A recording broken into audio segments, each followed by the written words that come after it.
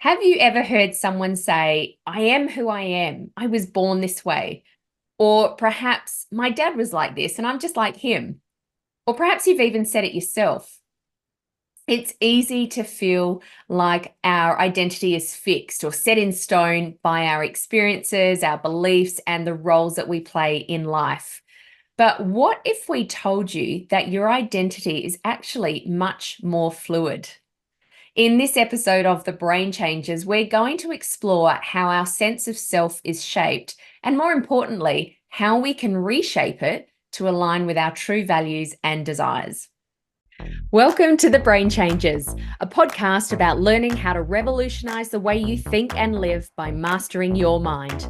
We're your hosts, mother and daughter duo Rebecca and Yvonne King from Moonbeam Monday. Our goal is to empower you to live the life you choose by teaching you how to retrain your brain. Some people tell us it sounds like mind control, and it is, but not the way you might think. This is about you taking control of your own mind rather than letting your mind control you, so you can choose to live a life free from the expectations of others. No matter what you've experienced in the past, you can create positive change and transformation by learning how to master your mind. We know this because we've done it. Between us, we've survived cancer and stroke and eliminated debilitating anxiety and depression. We've turned our pain into purpose through the power of our mind, and we're now here to support and guide you to do the same. In this podcast, we share valuable insights about how your brain works, why you think, say, and do the things you do, how to begin the process of change, and why it's necessary. Because we know that when you change your mind, you change your life. Thanks for joining us. Let's go. Hello and welcome back to another episode of The Brain Changes. I'm Rebecca and I'm here with my co-host Yvonne. And today we're talking about something that touches every aspect of our lives, and that is our identity. So we're going to explore how our identity is formed, how it can evolve, and how tuning into our true inner selves can help us navigate life's challenges. Sound good? Absolutely, Beck, and hello to all our listeners. You know, identity is so much more than the roles we play or the labels we wear. A lot of us are walking around feeling disconnected from our true selves, trying to live up to what others expect of us. But identity runs much deeper than that. It's about who we are at our core, way beneath the surface. Right. And we tend to forget that. So let me ask you this. How many times have you met someone new and rather than asking something like, who are you? The first thing you ask is, so what do you do? If you do a lot of networking, that's probably the first question you ask a lot of people. We tend to define ourselves by external factors, our jobs, our family roles, and even societal expectations. But when all of those things are stripped away, who are we really? It's a big question, and I'm not even suggesting that it's an easy question to answer. For most of us, it's pretty hard. Yes, it is. Our identity actually starts forming very early in our life as a very young child. It's as we've learned in previous podcasts, we're shaped by our environment, our upbringing, our culture, education, all of those things. But as we grow older, we begin to gain more self-awareness. And the challenge is that many of us just simply get stuck in these old patterns, clinging to an identity that may no longer serve us at all. It belongs in the past. The truth is, identity isn't fixed, it's fluid. We can evolve it as we grow and change. Yes, that's so true. I'd say there's always a part of us that remains the same. And for those who were listening to the episode where I interviewed Alice Torgs, human design expert, that raises an interesting point, of course. But I can truthfully say that I'm not the same person I was when I was 15, 20, 30, even 5 years ago. I mean, there's a lot that's the same, of course, but so much that has evolved in that time. And that's where so many of us get tripped up, isn't it? We get wrapped up in roles like mother, accountant, partner, and we forget to check in with who we are underneath all of that. And when we're disconnected from our core, it's easy to feel unfulfilled, or a word that I'm starting to hear a lot of, lost. Exactly. That's why it's so important to pause and just reconnect with our inner selves. Mm, Now, a lot of people say, and how on earth do you do that? What does it even mean? mm, Well, one of the best ways to do that initially is to start by tuning in to our emotions.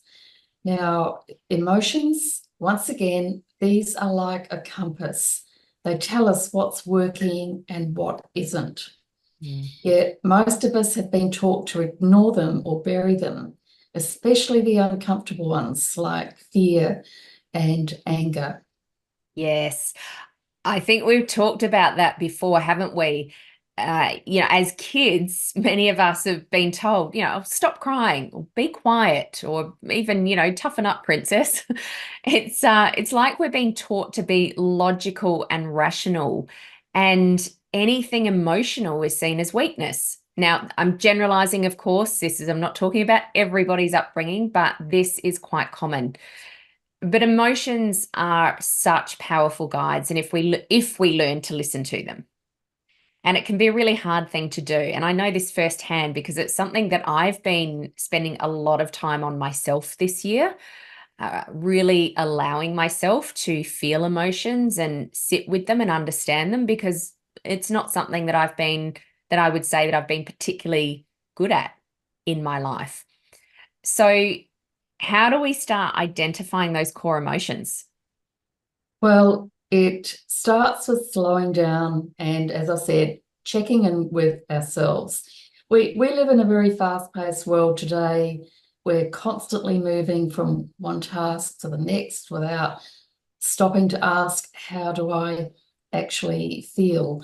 And I would add here that we live in a society where we're very much concerned with what we're thinking Mm, instead of what we're feeling.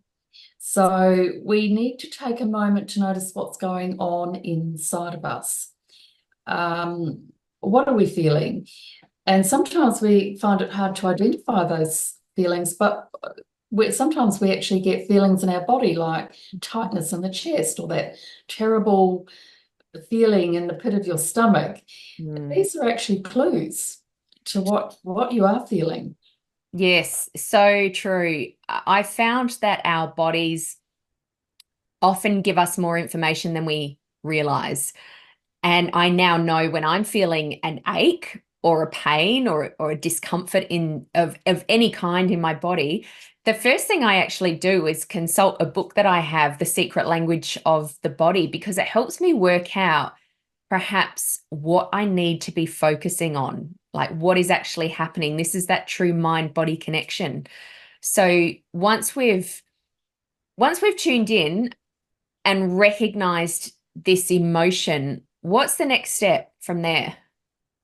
Well, the next important step is to actually name it. If you're feeling anxious, say, I'm anxious, but the important thing is we need to start then uncovering why we're feeling anxious. Or if you're feeling angry, name it. Once you name the emotion, it's going to lose some of its power over you. It's actually like shining a light on something hidden in the dark. Once it's out in the open, it is less intimidating. We can identify it. Yeah, I love that. By naming that emotion, we take back some control over it. And control is something we all like, right? I know there's a lot of people out there who label themselves as control freaks. Now, of course, if you've listened to us talking about language before, We'd suggest that there's maybe a better way to reframe that.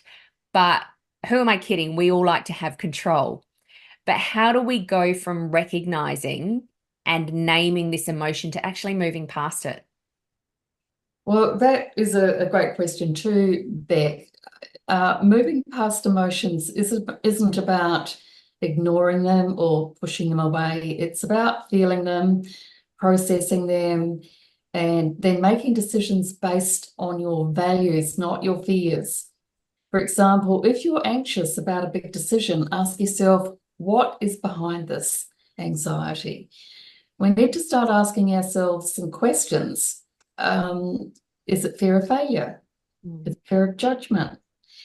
Ask yourself these questions, really dig deep as to what is making us feel anxious, because anxiety is just a coping mechanism that we have to try and override the emotional overwhelm that we might be feeling. So we've got to get beneath that.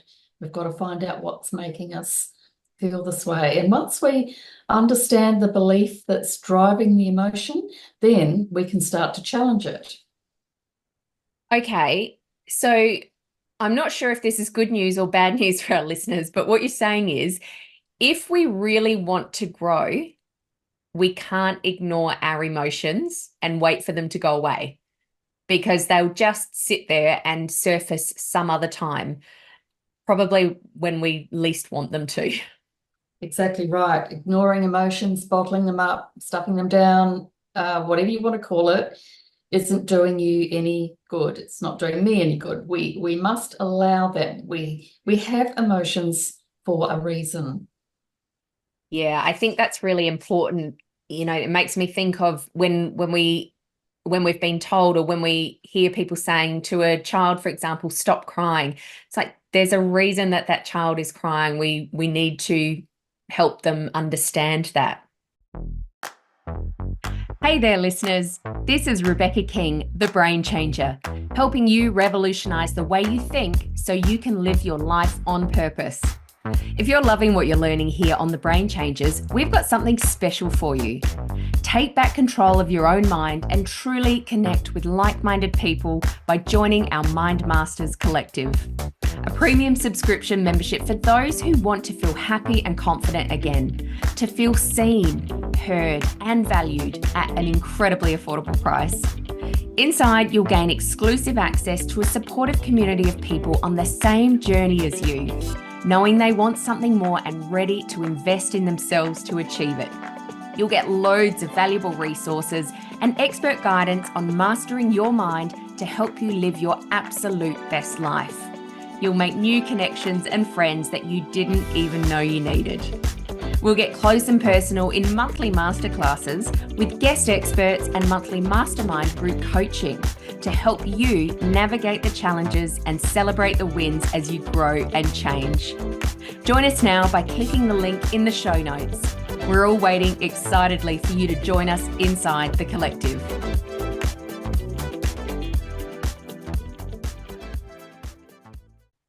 Okay, so we've recognized the emotion, we've named it, and now we start to challenge it. And that's where reframing comes in, right? It's about looking at that fear or anxiety or anger, whatever the emotion is, looking at it in a different way so it doesn't block you from moving forward. Exactly. Reframing is actually a very powerful NLP tool. Let's say fear is holding you back from pursuing a new opportunity. Instead of asking yourself what could go wrong, which is our initial reaction, isn't it? We think we list up all the things that could possibly go wrong. But maybe we need to just say to ourselves, what's the worst that could happen? And if it does happen, what could I learn from it? So this shift in perspective helps move fear from a roadblock to a stepping stone. Yeah, and I think it's really important here to say, you know, it is quite normal that we initially go to that worst case scenario. Our brain is wired that way. It has a negativity bias. It's that survival mechanism in that original primal brain that we have. So if you find yourself going straight to the negative, then that's okay. That's normal. But this is about retraining our brain, right? And so, yeah, asking, well, what's the worst that could happen? But what I love even more is asking, what's the best thing that could happen here? And even asking yourself both of those questions, asking yourself, what's the best thing that could happen here, puts a whole new perspective on the perceived problem. And, it's important that we begin to do this to retrain our brains to then, instead of going straight for the negative, moving into that positive. This is all about hardwiring happiness, hardwiring positivity. And I really love how visualization plays into this as well. When we start to visualize success, even in the face of fear, we mentally prepare ourselves for that success. It's not just about dreaming, it's about creating a mental pathway to achieve what we want. Exactly right, Beck. In fact, this is a key thing that many very successful people utilize all the time to achieve what they dream of doing. It's a very powerful way to shift from fear to excitement. Think of someone like Michelle Obama. Before she became First Lady, she visualized herself as a leader, even before she had the title. Oprah did the same. She imagined herself as a successful talk show host long before it became a reality for her. So by visualizing themselves in these roles, they actually prepared their minds and emotions for the journey ahead. Yes, and I know that you've done this quite successfully too, haven't you? I Using have. visualization. Yeah. So it's not just about picturing the end goal, but also visualizing how we'll act and feel along the way, right? Yes, it's about stepping into that future version of yourself emotionally and mentally. And once you do, your actions actually start to align with your vision. You begin to make decisions that lead you closer to the life you want. And I think this is a really key point, is that your actions will begin to support what you want in life. Yes. And I think that's so empowering, isn't it? Realizing that we have the power to reshape our identity by aligning with our true values and beliefs, which we've spoken about in previous episodes, rather than getting stuck in these old patterns. Exactly. It's all about living from the inside out, letting your core self guide your decisions rather than being shaped by external expectations. And we know this can be hard. We live in a world and society where this is the norm. But when we do this, life becomes more fulfilling because we're living in alignment with who we really are. Yeah. Yeah. So, to everyone listening, if you are feeling disconnected from your true self, if you've found yourself saying, I don't even know who I am anymore, or perhaps you're at a bit of a fork in the road and you're wondering what the next part of your life is going to look like, start by tuning in to your emotions. Identify what's going on inside, name it, and use that knowledge to guide you back to your core. Your visualization, as we've said, is a great tool to help you step into that person that you want to become. And remember, it's about progress, not perfection. Well said, Beck. It's not about being flawless. Yeah. It's about being authentic. And that's where the real magic happens. Yes. And so that brings us to the end. Thank you so much for joining us today. We hope you found this episode on identity helpful and inspiring. And if you enjoyed it, please remember to subscribe and share it with someone who might need a little help reconnecting with their true self. And we'll catch you next time on The Brain Changes. And until then, remember, when you change your mind, you change your life. Bye for now. Bye. Thanks for listening to this episode of The Brain Changers. We hope you've enjoyed the conversation today. Please like and subscribe to stay up to date with all the latest episodes. Our mission is to reach as many people as possible to help them revolutionize the way they think so they can change their brain and create profound transformation. Please help us broaden our reach by sharing this episode with someone you know will benefit. And remember to tag us on socials at Moonbeam Monday and leave a review. And remember, when you change your mind, you change your life. We'll catch you next time for another episode of The Brain Changers.